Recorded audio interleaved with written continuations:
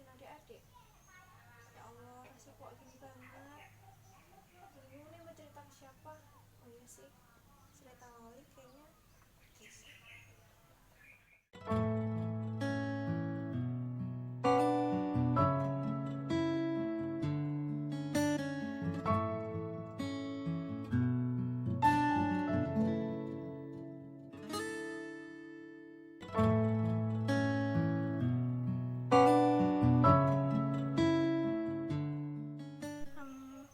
Kata Loli kok disuruh konseling? Konseling nggak ya? Konseling aja deh.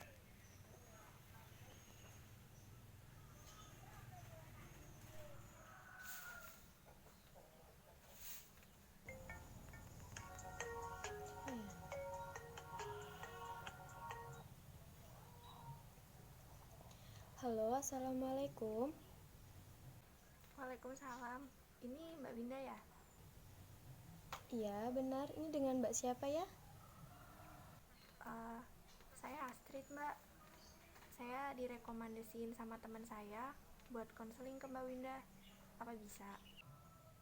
Iya, Mbak. Tapi saya masih di bawah kelembagaan sosial. Ada yang bisa saya bantu, Mbak Astrid? Oh, gitu ya. Tapi saya masih takut nih mau konseling. Soalnya pertama kali takut kalau cerita saya dipublish. Gini, setiap pekerjaan pasti ada etika dan sama halnya dengan pekerjaan saya sebagai pekerja sosial profesional. Dan juga pekerjaan saya ini dilindungi oleh undang-undang yang ada, Mbak. Dan salah satu etika yang saya pegang yaitu menjaga kerahasiaan data klien. Dan saya di sini sebagai fasilitator dan tetap yang memilih keputusan ada di pihak Mbak Astrid. Saya hanya mengarahkan saja. Terus kalau pembayarannya gimana ya? Dikarenakan saya masih di bawah kelembagaan sosial dan itu masih milik negara, maka pembayaran ditiadakan, Mbak Astrid. Bagus deh. Terus jadi kapan bisa mulai konselingnya? Kalau besok jam 10 bagaimana ya, Mbak Astrid? Oh, besok jam 10 ya? Bisa kok. Terus prosedurnya gimana ya, Mbak? Kan besok masih belum bisa ketemu. Oh iya, Mbak Astrid, besok melalui daring atau online ya. Mbak Astrid boleh memilih via apa nanti, bisa video call, telepon, maupun chattingan. Oh, via online. Kalau misalkan pakai voice note di WA gimana?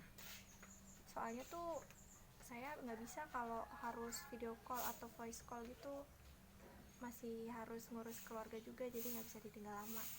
Oke Mbak Astrid, besok jam 10 via VN WA ya. Mohon dipersiapkan, terima kasih. Ya, sama-sama. Baik, sampai bertemu besok ya Mbak Astrid. Wassalamualaikum warahmatullahi wabarakatuh. Waalaikumsalam.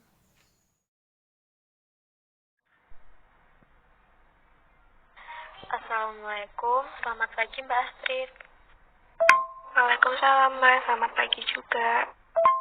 Bagaimana kabar Mbak Astrid? Apakah sehat walafiat? Alhamdulillah sehat Mbak, kalau Mbak sendiri gimana? Alhamdulillah sehat juga Mbak. Mbak Astrid sudah makan belum? Sekarang kan jam sarapan Mbak. Hehe.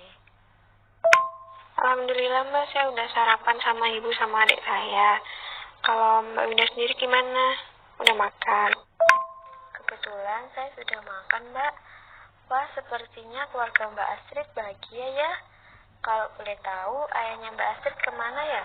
Kok nggak ikut sarapan bersama? Ayah saya sudah meninggal Mbak, dari saya kelas 2 SMA. Alhamdulillah, saya berusaha menciptakan keharmonisan keluarga yang saya punya saat ini.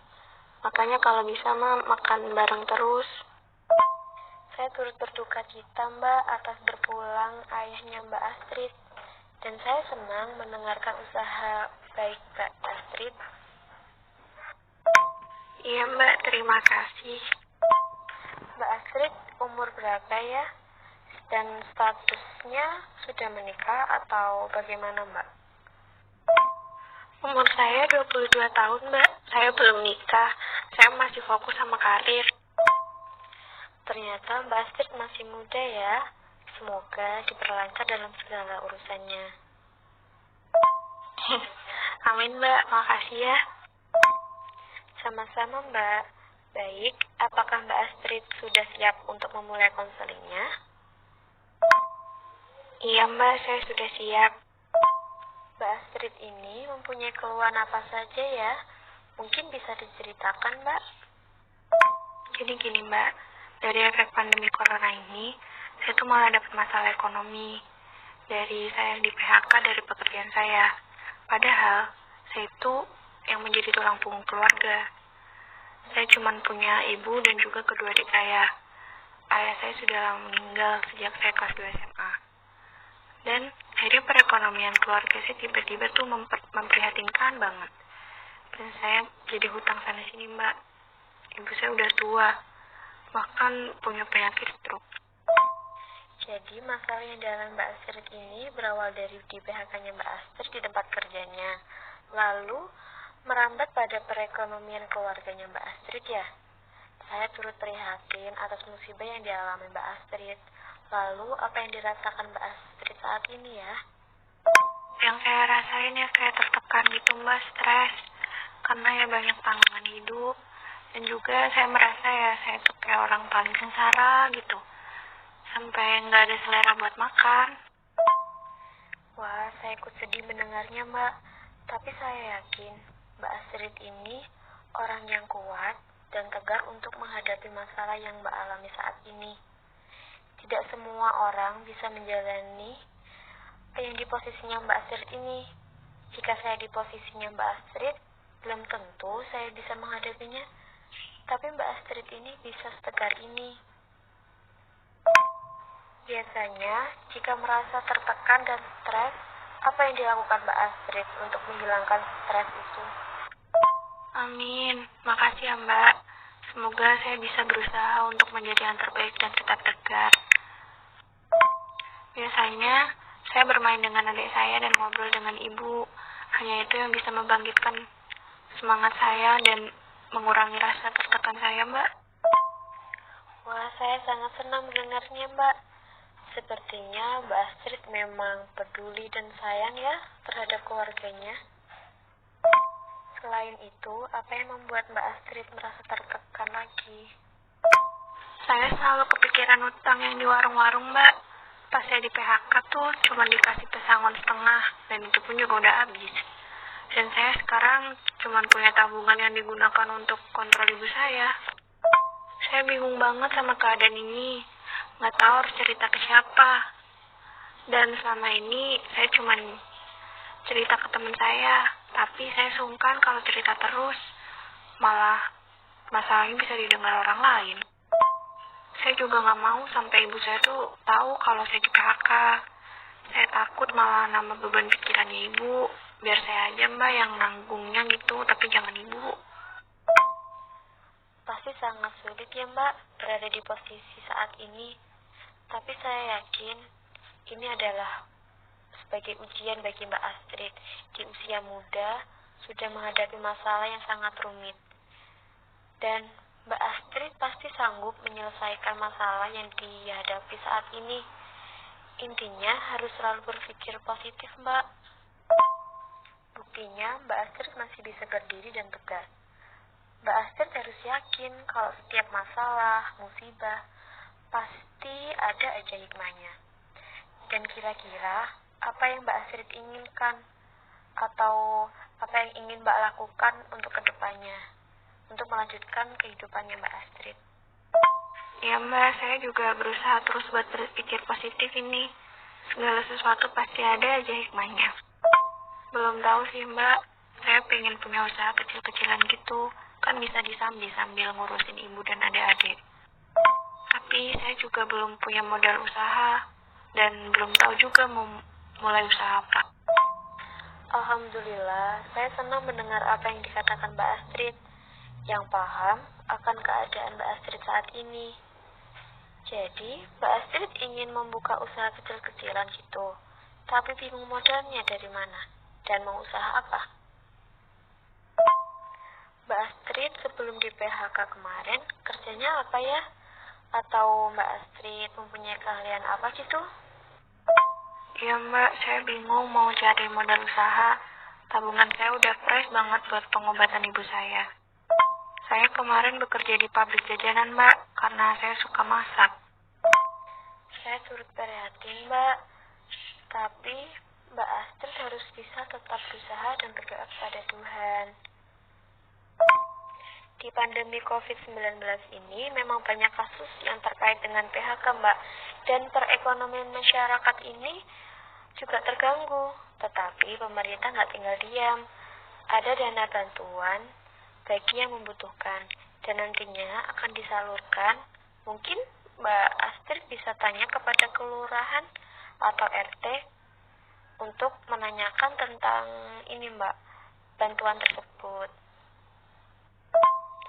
Wah, mungkin cocok sekali, Mbak, kalau Mbak Astrid itu membuka usaha jajanan gitu buat anak-anak. Iya Mbak, dengar-dengar juga kan mau ada bantuan dana. Nah, saya mikirnya juga mau jadiin modal. Kebetulan juga saya suka masak dan sering buatin adik saya jajanan yang unik itu. Iya, Mbak, pasti akan mendapatkan kok, karena dana yang disalurkan juga untuk rakyat yang membutuhkan. Amin Mbak, semoga aja ya.